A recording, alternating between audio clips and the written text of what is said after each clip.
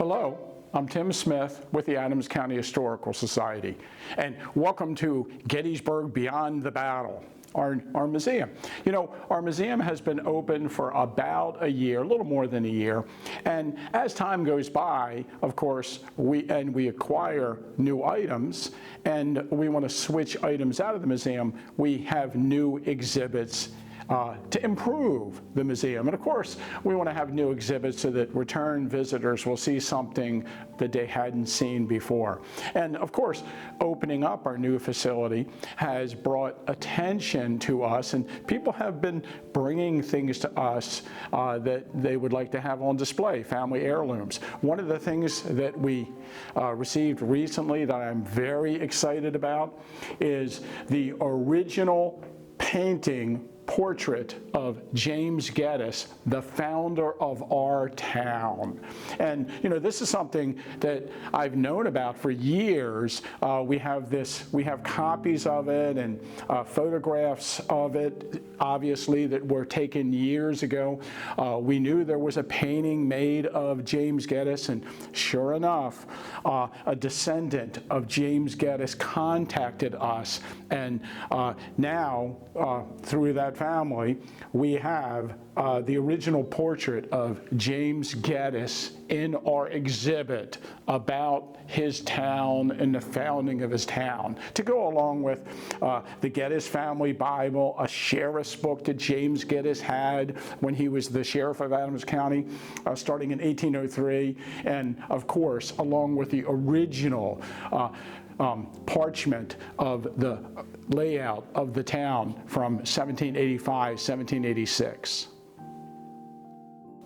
In our exhibit pertaining to Adams County and the American Civil War, of course, we have some items with Company K, 1st Pennsylvania Reserves. And one of the new items that we put on display is a hat that was worn by James Culbertson. Now, basically, the story is this gentleman came into the museum last year, and he had basically told the story. He's from Baltimore. His mother had died. He was cleaning out their attic. There was a trunk in the attic. He said that that trunk had been in the attic since he was a little kid and no one had opened it. So he got the trunk out and he opened it up, and there was a bunch of family heirlooms in it. And one of the things in it was a hat with a newspaper article along with it. And he wanted to show it to me. As soon as he showed it to me, I instantly recognized it. I'd known about the story. It's printed in our local newspaper, and I was just amazed by it. But basically, James Culbertson is in Company K, 1st Pennsylvania Reserves, and on the second day of the battle, as that unit is charging down Little Round Top and across the Valley of Death and into the wheat field, he was shot. The bullet entered the right side of his head in the back of his right ear, and the bullet passed through his head and came out just on the back side of his left ear. It went through the lower skull, through his neck, and he survived.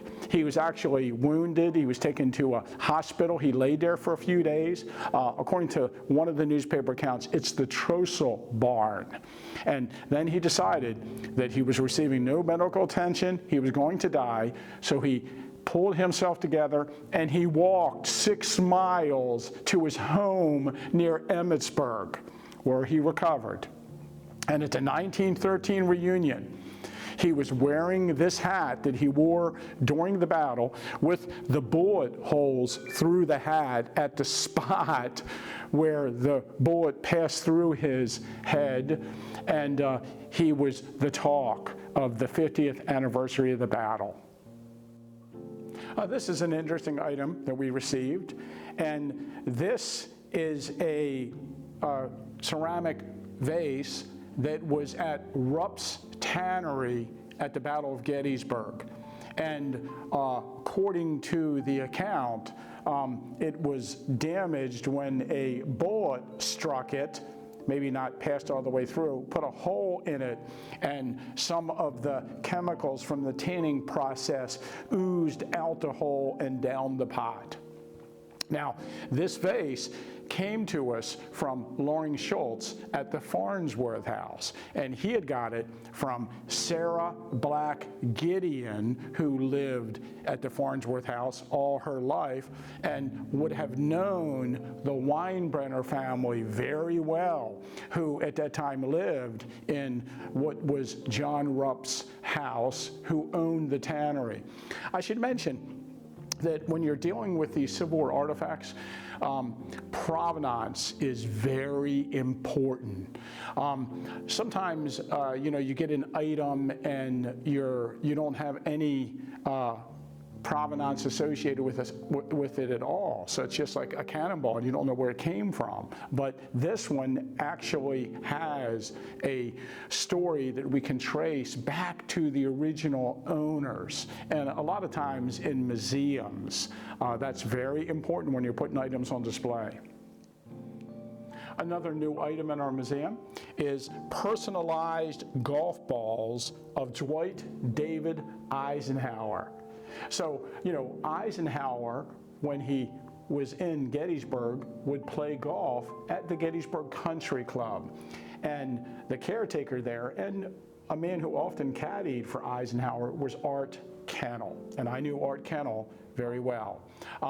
And Eisenhower had given him some of his personalized golf balls, and his family has given them to us for our display. Of course, also from the family is a scorecard of the first game that Dwight David Eisenhower played at the Gettysburg Country Club. And so that's fascinating, of course, along with our golf clubs. So next time you're in Gettysburg, stop by Gettysburg Beyond the Battle Museum and see our new exhibits.